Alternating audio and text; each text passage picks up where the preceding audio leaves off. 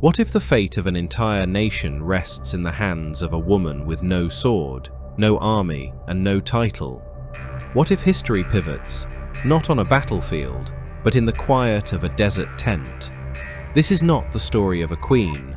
This is not the tale of a warrior. This is the moment a tent-dwelling woman drives a stake through the head of tyranny, literally.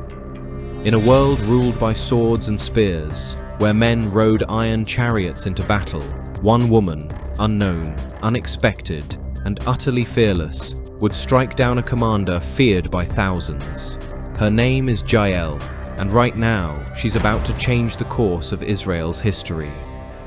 Jael wasn't an Israelite. She came from the Canaanites, a nomadic tribe descended from Hobab, the father-in-law of Moses. Her people lived on the outskirts of Israelite territory, often keeping to themselves and maintaining peaceful ties with both sides, even with King Jabin of Canaan, the very king who oppressed Israel. But when the moment of truth arrived, Jael didn't hide behind tribal loyalty or political convenience. She made a choice, a bold, dangerous, and morally clear choice. In an act that would change the course of a war, Jael stood with God's people, even if it meant turning against her household's alliance and risking everything. And with nothing more than a tent peg and a hammer, she brought down a mighty commander. Now, let's begin with her extraordinary story, a woman who defied fear, politics, and expectations all in one moment. The story of Jael unfolds during one of the darkest chapters in Israel's history, the time of the Judges. There was no king, no unified leadership. The people of Israel had fallen into a cycle of sin, oppression, repentance, and deliverance. Again and again, they turned away from God, and again, enemies rose to crush them. During this particular time, King Jabin of Canaan, ruling from Hazor, was the oppressor. But it wasn't just the king who terrified the people, it was his ruthless military commander, Sisera, who rode at the head of 900 iron chariots, the most advanced war machines of their day. For 20 long years, Israel groaned under their cruelty. Villages were abandoned, highways deserted, trade collapsed, people lived in fear. But in the shadows of this tyranny, God raised up a prophetess named Deborah, a woman of fire, wisdom, and faith. Deborah, the only female judge in Israel's history, sat beneath the palm of Deborah, offering guidance from God. One day, she summoned a warrior named Barak and gave him a divine command. "The Lord, the God of Israel, commands you, go, take with you 10,000 men of Naphtali and Zebulun and lead them up to Mount Tabor. I will lead Sisera, the commander of Jabin's army, with his chariots and his troops to the Kishon River and give him into your hands." Deborah, full of faith in God's promise, speaks confidently of the outcome, knowing that God's intervention will bring victory. But Barak hesitated. He refused to go unless Deborah herself would lead with him. He responded, "If you go with me, I will go, but if you don't go with me, I won't go." Deborah agreed, but issued a prophetic twist. "But because of the course you are taking, the honor will not be yours, for the Lord will deliver Sisera into the hands of a woman." Who was this mysterious woman? Even Barak didn't know. However, Barak obeyed God's command and gathered 10,000 soldiers from the tribes of Naphtali and Zebulun. He led them to Mount Tabor, ready to face the powerful army of Sisera. When Sisera heard about Barak's move, he quickly brought out his strongest weapon, 900 iron chariots, which had terrified Israel for years. But just as the battle began, God stepped in. He sent a powerful storm from the heavens. Heavy rain poured down, and the waters from the Kishon River overflowed. The ground turned to thick mud, and Sisera's iron chariots, once so fast and strong, got stuck and became useless. Chaos broke out among his soldiers. Seeing that the battle was lost, Sisera panicked. He jumped out of his chariot and ran away on foot. He didn't know where to go, he just knew he had to escape.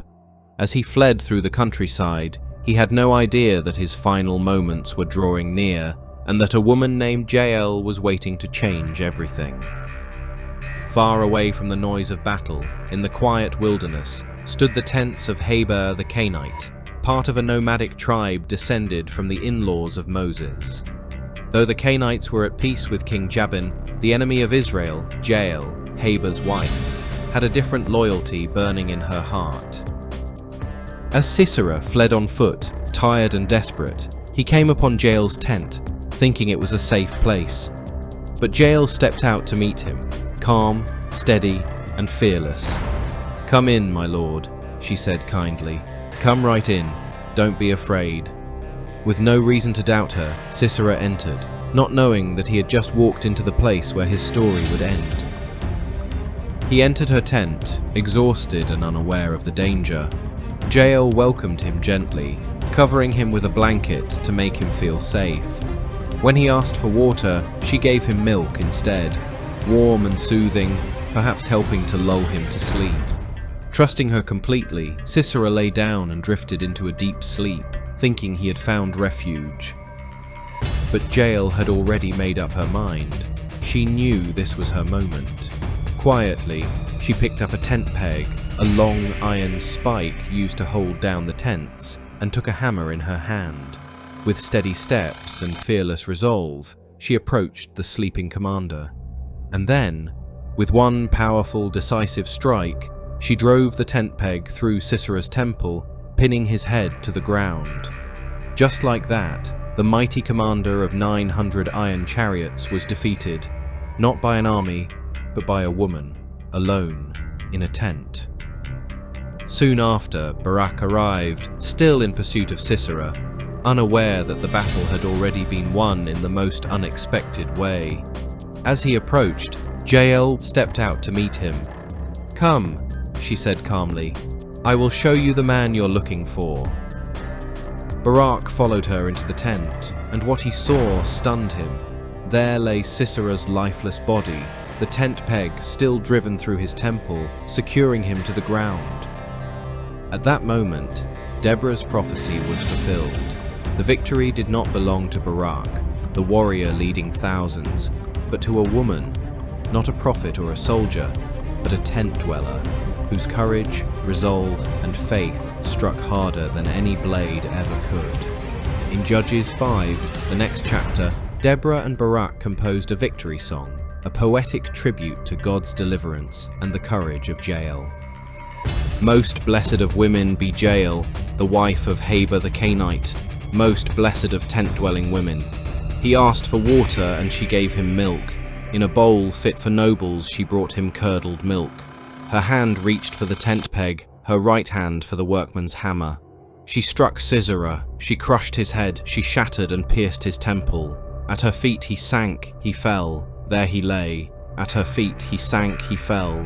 Where he sank, there he fell, dead." She is praised above all others, not for might, but for boldness, for strategy, and for seizing a moment that would change history. Jael, a Canaanite and outsider to Israel, came from a tribe at peace with King Jabin, Israel's enemy. Still, when faced with a critical moment, she chose courage over comfort. By welcoming Sisera into her tent and then killing him, she aligned herself with God's justice, proving that true loyalty isn't always about where you're from. It's about who you stand with when it counts. Jael also shattered every expectation placed upon her as a woman in ancient society.